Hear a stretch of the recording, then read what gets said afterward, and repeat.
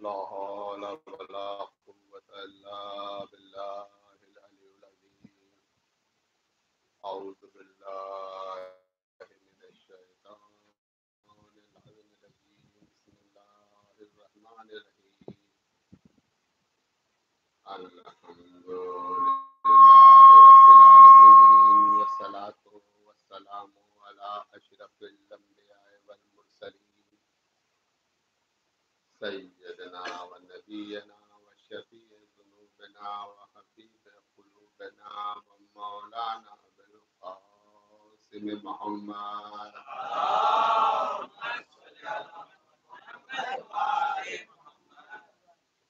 وآله الطيبين الطاهرين المعصومين المنتجبين المظلومين، ولعنة الله على أعدائهم أجمعين من يومنا هذا إلى يوم الدين. أما بعد، فقد قال رسول الله صلى الله عليه وآله وسلم: ذكر علی العبادة صلوات محمد.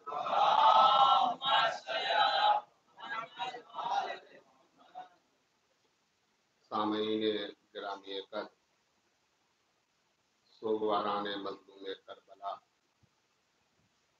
ماتمداران مظلوم کربلا، خداوند کریم آپ کو، آپ کے جذبوں کو، آپ کی عزاداری کو، آپ کی فرش ادا اور آپ کی مسلسل ہر عاشور خانے میں حاضریوں کو کشک کے قبولیت عطا فرمائے. پروردگار عالم تمام محبان بیت علیہم السلام کو کسی بھی رنج و غم میں مبتلا نہ کرے سوائے غم اہل بیت علیہم السلام کے. عزیزوں، ہم اس طرح جئیں جو طریقہ زندگی مولائے متقیان نے بیان کی ہے، اور اس دنیا سے اگر رخصت بھی ہوں تو اس طرح سے جو ان کے فرزند امام حسین نے کربلا میں درس دیا. اس لیے ہمارا اور آپ کا یہ سوچنا ہے کہ ہم اس درس سے وابستہ ہیں، ہم ان کے ماننے والے ہیں، ہم ان کے چاہنے والے ہیں، ہم ان کے فالوور ہیں کہ جنہوں نے ہمیں اعلیٰ ظرفی کی تعلیم دی ہے، کم ظرفی کی تعلیم دی. یعنی ہم باب علم کے پجاری ہیں، آپ سمجھے، باب علم کے پجاری ہیں، ابو سفیان کے دربار کے درباری نہیں.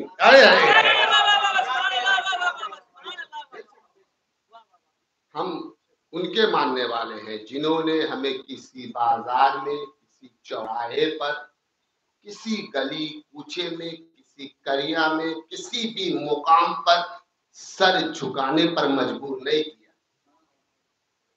ہم ان کے ماننے والے ہیں جنہوں نے، ہم یاد رکھے جملہ دے رہا ہوں، ہم ان کے ماننے والے ہیں جنہوں نے نوکے نیزہ پر بھی خاموش رہنا جرم سمجھا.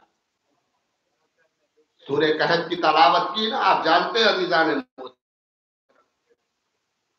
تو ہم باب علم کے ماننے والے ہیں، اور جو حدیث میں نے آپ کے سامنے پیش کی کہ زینوا مجالسکم بذکر علی ابن ابی طالب کی زینت دو اپنی مجلسوں کو ذکر علی سے، کہ علی کا ذکر عبادت ہے. میں یہ موضوع اس لیے لیتا ہوں چونکہ اگر اس موضوع پر آپ غور کریں تو یقیناً یہ ایسا موضوع ہے جس میں پورا قرآن سمٹ کر آ گیا. پورا قرآن. یعنی علی کا ایک لقب ہے جسے کہا جاتا ہے نقطۂ بائے بسم اللہ. انشاءاللہ آگے کی مجلسوں میں عرض کروں گا، چونکہ آج یکم محرم ہے اور بالکل تمہید میں عزیزان محترم، اور انشاءاللہ پھر میرا موضوع ہوگا رات کی مجلس کا جہاد معصومین، جس پہ سورہ صف کی 4 آیت اللہ یحب الذین یقاتلون فی سبیلہ صفا کانہم بنیان مرصوص. اللہ ایسے لوگوں کو پسند کرتا ہے جو اس کی راہ میں ایسے جم کر جہاد کرتے ہیں جیسے وہ دیوار جس پہ سیسا پگھلا کر انڈیل دیا گیا ہو. تو یقیناً انشاءاللہ جو آنے والی مجالسیں ہیں، اب چونکہ یہ یکم محرم ہے، ابتدائی مجلس ہے اور آپ کو پوری طریقے سے آمادہ ہونا ہے اور ہمیں فاطمہ زہرا کے لال کا پرسہ دینا ہے، اور اس سے پیغام بھی ہمیں ان مجلسوں سے دینا ہے اپنے نوجوانوں کے لیے۔ بزرگوں کے لیے میں نہیں پڑھتا، بزرگوں سے صرف میں دعا لیتا ہوں، نوجوانوں سے داد لیتا ہوں۔ بزرگوں سے صرف میں دعا لوں گا اور نوجوانوں سے داد لوں گا، شہزادی سے اس کی عطا لوں گا۔ حقیقی والی شہزادی ہے تو ان سے اس کی جزا لوں گا۔ عزیزان محترم، آپ توجہ فرمائیں۔ اب آپ دیکھیں کہ علی کا ذکر عبادت، اور اس کی وجہ یہ کون فرما رہا ہے؟ ہمیں سب سے پہلے یہ سمجھنا ہے کہ یہ جو لفظ نکلا ہے، یہ لفظ کہاں سے نکلا کہ اپنی مجلسوں کو علی کے ذکر سے زینت دو؟ یہ کہاں سے لفظ آیا اور کس کے لب مبارک سے یہ لفظ نکلا؟ یہ خاتم النبیین کے لب مبارک سے نکلا ہوا الفاظ ہے۔ عزیزان محترم، یہ وہ کہہ رہا ہے جو صادق ہے۔ یہ کون کہہ رہا ہے؟ صادق، جس کے لیے تمام مسلمان متفق ہیں اس بات پر کہ یہ وہ رسول ہے جس نے زندگی کے کسی بھی لمحے میں، کبھی بھی، کسی بھی ساعت میں نہ رسول نے کبھی جھوٹ بولا۔ اور سورہ نجم کی وہ آیت آپ کے ذہن میں، وَالنَّجْمِ إِذَا هَوَىٰ مَا ضَلَّ صَاحِبُكُمْ وَمَا غَوَىٰ وَمَا يَنطِقُ عَنِ الْهَوَىٰ، کہ میرا رسول تو کلام ہی نہیں کرتا جب تک وحی الہی نازل نہ ہو۔ میرا رسول بولتا ہی نہیں ہے، بولتا ہی نہیں ہے۔ پتہ یہ چلا رسول بولتے نہیں ہیں جب تک وحی الہی نازل نہ ہو، تو پتہ چلا یہ لب مبارک سے نکلنے والا جملہ رسول کا نہیں تھا۔ یہ لب مبارک سے نکلنے والا جملہ رسول کا نہیں ہے، یہ وحی الہی ہے۔ جو وہ چاہتا ہے وہ یہ کہہ دیتا ہے، جو وہ چاہتا ہے وہ یہ کہہ دیتا ہے۔ اب یہ کس کا چاہنا ہے؟ سمجھدار مجمع ہے، ذہین شاداب نوجوان فکر کے لوگ موجود ہیں۔ یہ قوم بڑی ذہین ہوتی ہے، یہ قوم شیعان حیدر کرار بڑی ذہین قوم ہوتی ہے۔ اس قوم کو صرف اشارے کی ضرورت ہوتی، اشارہ دو نتیجے تک خود پہنچ جاتی ہے۔ اشارہ دو نتیجے تک خود پہنچ جاتی ہے۔ عزیزان محترم، آپ دیکھیں یہ کس کا چاہنا ہے؟ یہ کون چاہ رہا ہے کہ اپنے ذکر کو زینت دو علی کے ذکر سے، کہ علی کا ذکر عبادت ہے؟ یہ وہ چاہتا ہے۔ اس لیے کہ اگر آپ علی کا ذکر کریں گے، میں نے چونکہ کل ابتدا میں آپ سے عرض کیا تھا اور انشاءاللہ آگے کی مجلس میں عرض کروں گا کہ مولانا روح فرما رہے تھے کہ کوئی آدم نہیں آیا، کوئی شیش نہیں آیا، کوئی ادریس نہیں آیا، یعنی کوئی نبی نہیں آیا۔ یہ ایک علی تھے جو کبھی آدم بن کے آ رہے تھے، کبھی شیش بن کے، کبھی ادریس بن کے، کبھی الیاس و خضر بن کے، کبھی موسیٰ و عیسیٰ بن کے۔ یہ میرا عقیدہ نہیں، میں بلا مبالغہ کہہ رہا ہوں، لیکن اپنے اپنے عقیدے سب کے جدا ہیں، سب کے جدا ہیں۔ نصیری کہتے ہیں علی خدا ہے، ان کا عقیدہ ہے۔ بھائی میں عقیدوں سے بحث نہیں کرنا چاہتا، بات صرف جو آپ تک عرض کرنا چاہتا ہوں کہ وہ فرما رہے تھے کہ کوئی نبی نہیں آیا، یہ صرف ایک علی تھا۔ عزیزان محترم، اسی پر بات رکھ رہا ہوں۔ اور اس کے بعد شمس تبریز کہتے ایک عجیب جملہ کہ جبریل کی آمد سے بڑے خالق بیچو تو پیش محمد شد ہو، مقصود علی بود۔ جبریل جو آتے تھے وحی الہی لے کر، توجہ چاہتا ہوں کتنے بیدار ہیں میں دیکھنا چاہتا ہوں، جبریل جو آتے تھے وحی الہی لے کر بظاہر محمد کے پاس ہوتے تھے، مگر مقصود جبریل علی ہی ہوا کرتے تھے، مقصود جبریل علی ہوا کرتے تھے۔ اتنا بڑا شعر کہنے کے بعد کہا ای کفر نواشت سخن کفر نینت تا ہستا علی پاشدو تابوت علی بود۔ نہ یہ کفر تھا نہ کفر کا کلمہ تھا، جو کچھ تھا علی تھا، جو کچھ ہے علی ہے۔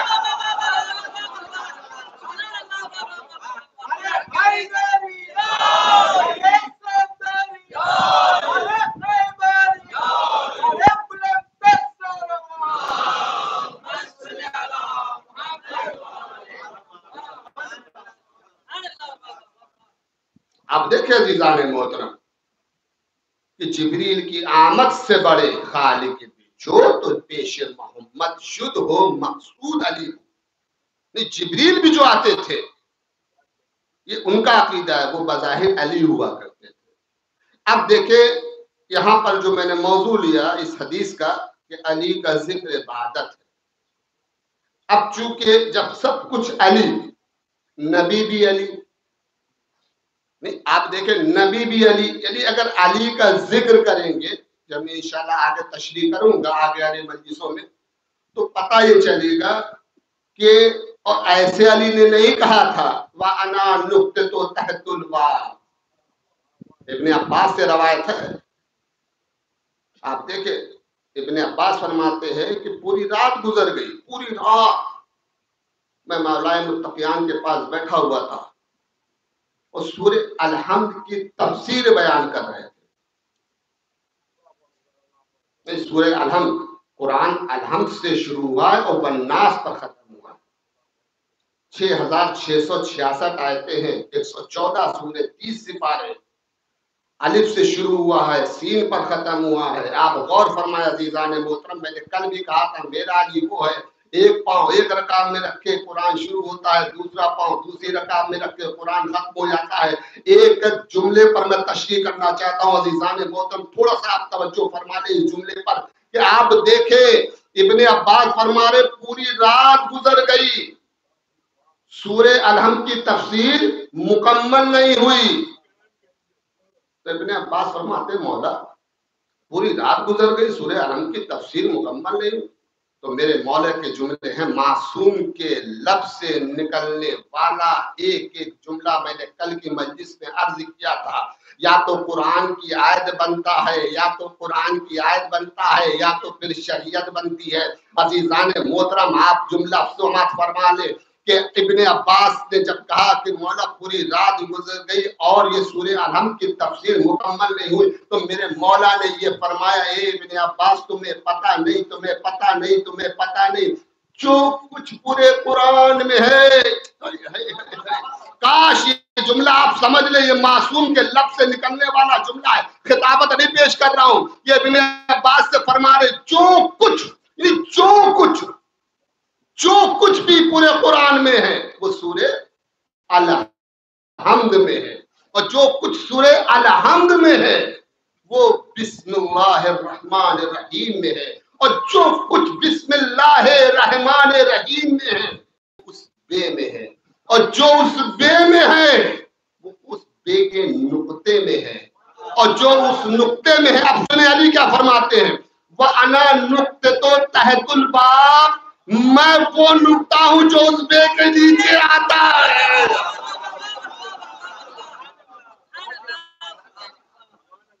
تو اب تھوڑا سا آپ اور آگے چلے جائیں، میں ابھی یہی بات روک رہا ہوں.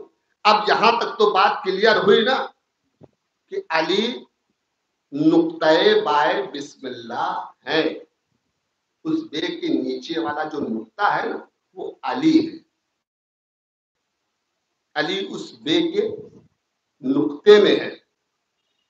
اب میں نے کیا حدیث ارشاد فرمائی کہ زینت دو اپنی مجلسوں کو ذکر علی سے. اچھا ہم اور آپ یہ سمجھتے ہیں یا نوجوان یہ سمجھتے تھے، جب میں بھی چھوٹا تھا میں بھی سمجھتا تھا کہ علی کے فضائل بیان کرنے سے عبادت ہے. سمجھنا اور بات ہے، لیکن آپ غور فرمائیں کہ وجہ کیا تھی کہ پیغمبر اسلام نے کہا تھا کہ علی کا ذکر کرو کہ یہ عبادت ہے. وجہ یہ تھی کہ جب کبھی بھی علی کا ذکر ہوگا تو ظاہر سی بات ہے، اور پیغمبر اسلام جب دنیا سے جا رہے تھے تو انہوں نے کہا تھا کہ انی تارکم فیکم ثقلین کتاب اللہ و ترتیب اہل بیت، میں تمہارے درمیان دو چیزیں چھوڑ رہا ہوں، ایک قرآن دوسرے ہجرت. ان سے ہمیشہ متمسک رہنا. اگر ان سے تم متمسک نہیں رہے تو تم گمراہی کے راستے پر آ جاؤ گے، صراط مستقیم سے ہٹ جاؤ گے. عزیزان محترم آپ دیکھیں ایک قرآن ہے دوسرے اہل بیت ہے. بات اب دیکھیے موضوع پھیلتا جا رہا ہے، میں سمیٹنا کی کوشش کر رہا ہوں. آپ عزیزان گرامی تھوڑا سا آپ اس جملے پر بیدار ہو جائیں کہ علی وہ نقطۂ بائے بسم اللہ ہے. اب جب کبھی بھی علی کا ذکر کریں گے آپ تو ظاہر سی بات ہے ذکر کہاں سے شروع ہوگا اسلام کا؟ یا تو آدم سے شروع ہوگا خاتم پہ ختم ہوگا. آدم سے شروع کریں گے نا اور خاتم النبیین پر ختم کریں گے. اب عزیزان محترم جب کبھی آپ علی کا ذکر کریں گے تو آٹومیٹک آدم کا ذکر ہوگا، نوح کا ذکر ہوگا، موسیٰ عیسیٰ کا ذکر ہوگا یا نہیں ہوگا؟ تو عزیزان گرامی پتہ یہ چلا قرآن کی 6666 آیتوں کا ذکر ہوگا. آپ غور نہیں فرما رہے ہیں. کو ابھی ابن عباس نے کہا نا کہ پوری رات ختم ہو گئی، سورہ علم کی تفسیر مکمل نہیں ہوئی. عزیزان گرامی مولانا متقیان فرما رہے جو کچھ پورے قرآن میں سورہ علم میں ہے جب علی نے بیان کر دیا جو کچھ سورہ علم میں ہے، علی فرما رہے بانا نقطہ تحت الباب میں وہ نقطہ ہوں جو عزبے کے نیچے آتا ہے. تو گویا جب بھی علی کا ذکر ہوگا تو الحم سے لے کر کے والناس تک کی آیتوں کا ذکر ہوگا، آدم سے لے کر عیسیٰ تک کے نبیوں کا ذکر ہوگا، 6666 آیتوں کا ذکر ہوگا، 114 سورتوں کا ذکر ہوگا، آسمان و زمین کے بیچ میں آنے والی تمام چیزوں کا ذکر ہوگا. بعد بنام سلوات میں محمد والے محمد.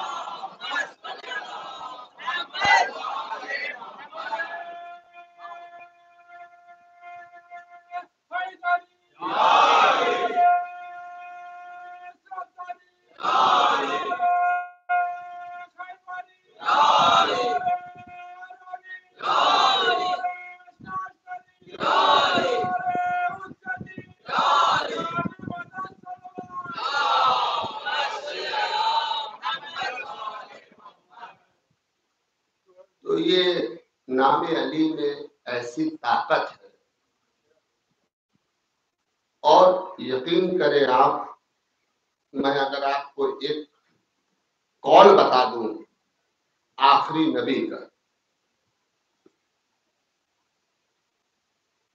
یہ جو دو چیزیں اللہ نے بنائی ہیں، ایک جنت اور ایک جہنم، اس میں سے ایک چیز اللہ نے نہیں بنائی. اب مجھے آپ بتائیں گے کہ ان دو چیزوں میں سے ایک چیز اللہ نے بنائی، ایک چیز اللہ نے نہیں بنائی. اللہ نے کیا بنایا تھا پتہ ہے؟ صرف جنت بنائی. کیا بنایا تھا؟ صرف اور صرف جنت. بلا مبالغہ ذمہ داری سے پڑھ رہا ہوں، اللہ نے اگر کچھ بنایا تو صرف جنت بنائی تھی، جہنم نہیں. پتہ ہے جہنم بنی کیسے؟ پیغمبر اسلام فرماتے اگر پوری کائنات علی کی ولایت پر یکجا ہو جاتی تو خدا بند کریم جہنم کی آگ کو بجھا دیتا. تو پتہ یہ چلا کہ اللہ نے صرف جنت بنائی تھی، جہنم علی کے دشمنوں نے بنوائی ہے.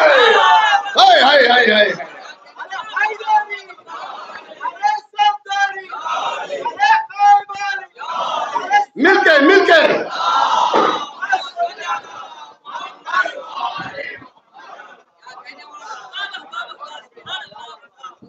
اگر پوری کائنات علی کی ولایت ایک ہو جاتی تو خدا بند کریم جہنم کی آگ کو ٹھنڈا کر دیتا.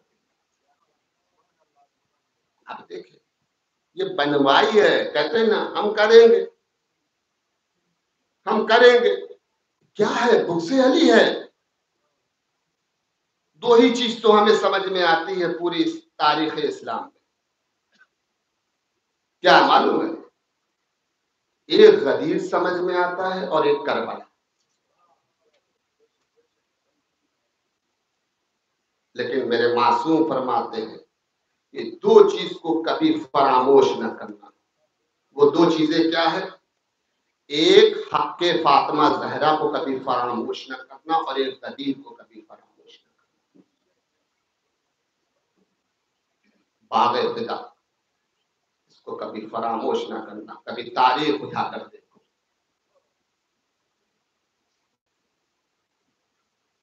کیا تھا؟ امام حسین جب جنگ کر رہے تھے عزیزوں، اور امام جب خطبہ دے رہے تھے، امام کہ جب پورے خاندان والے جب شہادت کے درجے پر فائز ہو چکے تھے، جام شہادت پی چکے تھے، مالی ستین کا حوالہ دے رہا ہوں، مقتل میں ملتا ہے کہ امام حسین جب خطبہ دے رہے تھے آخری خطبہ، تو امام فرما رہے کہ تم نے میرے اکبر کو مارا، تم نے میرے قاسم کو مارا، تم نے عباس کو مارا، اب بھی تم میرے خون سے باز آ جاؤ۔ امام فرما رہے اب بھی تم میرے خون سے باز آ جاؤ، اللہ تم کو بخش دے گا۔ یہ مالی ستائن کا حوالہ، اب بھی تم میرے خون سے، دیکھیں آپ دیکھیں کریم ابن کریم کا بیٹا ہے، اب بھی تم میرے خون سے باز آ جاؤ۔ پتا ہے جواب کیا دیا؟ امام خود فرماتے کیا میں نے حرام خدا کو حلال یا حلال خدا کو حرام قرار دیا ہے؟ کیا میں نے شریعت میں کوئی تبدیلی کی ہے؟ بتاؤ تم میرے خون کے پیاسے کیوں؟ تو پتا ہے لوگوں نے کیا کہا؟ اے حسین ابن علی، یہ جو جنگ ہو رہی ہے ہم تمہارے خون کے پیاسے ہیں، یہ آپ کی دشمنی میں نہیں ہو رہی ہے، یہ آپ کے بابا علی مرتضیٰ کی دشمنی کا بدلہ لیا جا رہا ہے۔ یاد رکھیں، ایسے نہیں یزید ابن معاویہ جب تخت پر بیٹھا تھا نا اور حسین کا سر دشتے دلہ میں رکھا ہوا، تو یزید ابن معاویہ اپنے زانو پر ہاتھ مار کر کہتا کاش میرے بدر والے آباؤ اجداد زندہ ہوتے تو آپ کتنا خوش ہوتے۔ اللہ اکبر، یعنی آپ دیکھیں یہ علی کی دشمنی کا نتیجہ ہے۔ اللہ اکبر، عزیزوں عزاخانے سج چکے ہیں، ہر گھر میں فرش عزا دکھ چکی ہے، سیاہ جھنڈے لگ گئے، علم سج گئے ہیں، اجڑ گیا مدینہ، آباد ہو گئی کربلا، کسی کا کچھ نہیں گیا۔ مجھے بتاؤ کس کا کیا گیا؟ گیا تو صرف اور صرف ابو طالب کا گیا، گیا تو صرف علی کا گیا تو صرف فاطمہ زہرا کا گیا۔ کس کا کیا لٹا؟ لٹ گیا فاطمہ زہرا کا ہرا بھرا کربلا، آباد ہو گئی کربلا، برباد ہو گیا مدینہ، اجڑ گئی بدو۔ عزیزوں بڑے ارمانوں سے ہم اپنے اپنے عاشور خانوں کو سجاتے ہیں، اپنے اپنے عزا خانوں کو سجاتے ہیں۔ کیوں؟ ہمیں پتا ہے کہ کوئی آئے یا نہ آئے حسین کی دکھیاری ماں فاطمہ زہرا ضرور آئے۔ حسین ہمارے یہاں 10 دن مہمان رہتے، آج پہلی محرم ہے۔ عزیزوں لوگ بے وطن ہوتے ہیں تو اپنے وطن آ جاتے ہیں۔ میں نے تو ایسے ایسے لوگوں کو دیکھا ہے اپنی اپنی زمینوں کو گروی کرتے ہیں، اپنی اپنی زمینوں کو گروی، اپنے اپنے گھر میں جو زیور ہوتے ہیں نا، اگر عزاداری کے لیے کوئی سامان میسر نہیں ہوتا تو لوگ اپنے گھر کے زیور تک کو گروی کر دیتے ہیں کہ نہیں ہم حسین کی فرشیات بچھائیں۔ عزیزوں ایک ضعیفہ مجلس تمام کر رہا ہوں، ہر سال فرش اعظم بچھاتی بڑی احترام سے، جیسے آپ کرتے ہیں اور مومنین کرتے ہیں۔ تیاری کرتے ہیں یا نہیں کرتے؟ پورا عاشور خانہ آپ پاک کرتے ہوں گے، وہ بکسے نکالتے ہوں گے، علم نکالتے ہوں گے، پنجے نکالتے ہوں گے، مشکیزہ نکالتے ہوں گے، کتنے عزت و احترام و پاکیزگی سے آپ اپنے اپنے عاشور خانوں کو سجاتے ہیں، منور کرتے ہیں، فرش عزا بچھاتے ہیں، قالین بچھاتے ہیں، منبر سجاتے ہیں، اگربتی جلاتے ہیں، موم بتی جلاتے ہیں، بڑے احترام سے تبرک کا انتظام کرتے ہیں، سامعین کو بلاتے ہیں، مجلس برپا کرتے ہیں، ذاکر کو بلاتے ہیں، مجلس برپا کرتے ہیں، اہتمام کرتے ہیں یا نہیں کرتے ہیں؟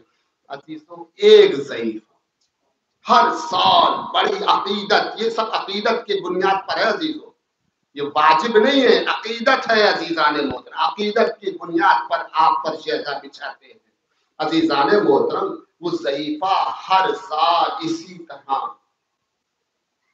اپنے گھر میں امام بارگاہ کو سجاتی تھی، پٹکے لگاتی تھی، پنجے صاف کر کے لگاتی تھی، مجلس برپا کرتی تھی، شربت کا انتظام کرتی تھی، اور جب مجلس ہوتی تھی لوگوں کو پانی پلا پلا کے کہتی تھی، اے لوگوں پانی تو پی لو مگر حسین مظلوم کی پیاس کو یاد کرنا۔ عزیزوں، ایک سال ایسا آیا وہ ضعیفہ بیمار ہو گئی، اٹھنے بیٹھنے سے معذور ہو گئی۔ جب محرم کا چاند نمودار ہو گیا، بس اس نے ایک مرتبہ اپنی نگاہ کو آسمان کی طرف کیا اور گریہ کرنے لگی، اے میرے معبود، کیا اس سال میں حسین کی فرش عزا نہیں بچھا پاؤں گی؟ اے میرے معبود، میں تو چلنے کے لائق نہیں، میں تو اٹھنے کے لائق نہیں، اب کی میرے گھر میں عزا خانہ کون سجائے گا؟ اے میرے معبود، یا تو مجھے موت دے دے یا مجھے طاقت دے دے، اتنی طاقت دے دے کہ میں اپنے گھر کا عزا خانہ سجا لوں۔ عزاداروں، ابھی یہ منتیں کر رہی تھی، ایک مرتبہ کسی نے ٹک الباب کیا، اس نے اندر سے پوچھا کون؟ ایک مرتبہ آواز آئی، میں ایک مسافرہ ہوں۔ کہا اچھا اندر آ جاؤ۔ کہا کون مسافرہ؟ اس نے اپنا نام نہیں بتایا۔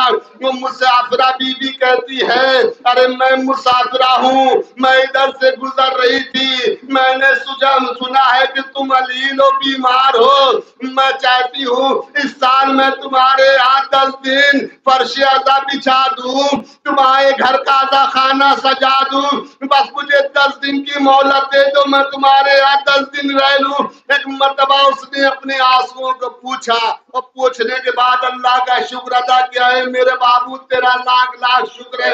ایک مرتبہ وہ ضعیفہ پوچھتی ہے، اے بی بی آپ کون ہیں جو ہمارے گھر میں آئی ہیں؟ کہا نہیں نہیں، میرا نام نہ پوچھو، مگر میں اتنا جانتی ہوں، میں جتنے دن رہوں گی میں خدمت کروں گی عزاداروں کی، میں جتنے دن رہوں گی عزا خانہ سجاؤں گی، فرش بچھاؤں گی۔ عزاداروں، ایک مرتبہ وہ عزا خانہ سجانے لگی، اور سجانے کے بعد فرش عزا بچھایا، اور دھیمے دھیمے ایک مرتبہ لوگوں کو بلانے گئی، اے لوگوں آؤ، مجلس کا وقت ہو گیا ہے۔ تمام عورتیں گھر میں آ گئی، ایک مرتبہ مجلس منعقد ہوئی۔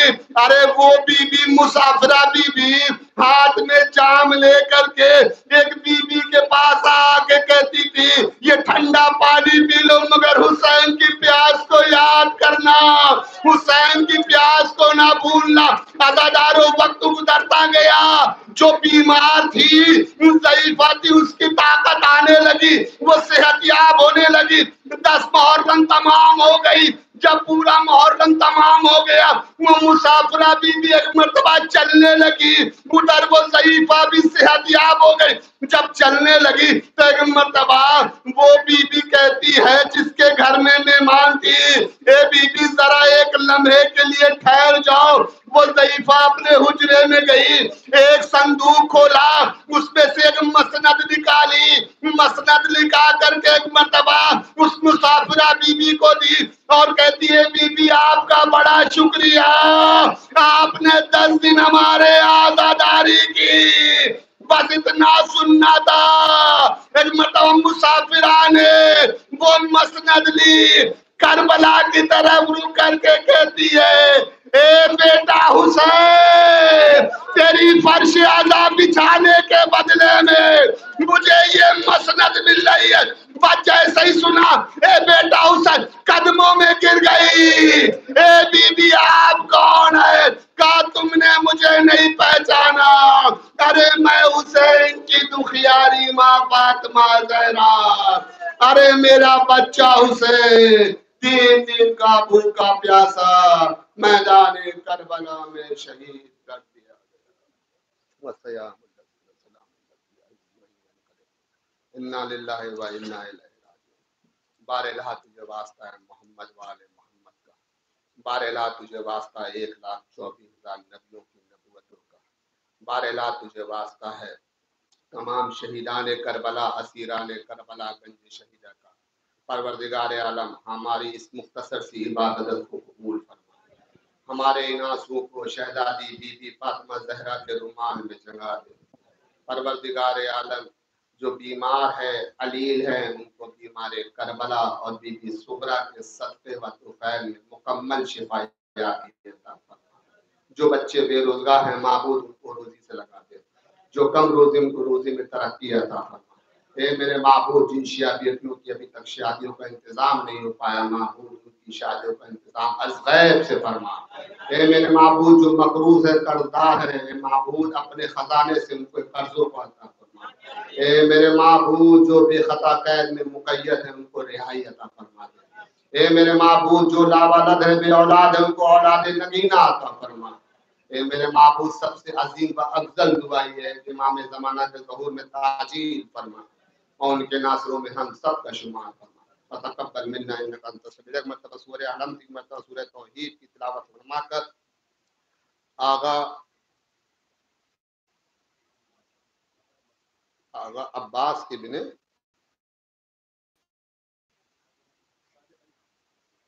ابن سعادت علی خان کی روح کو پڑھ کر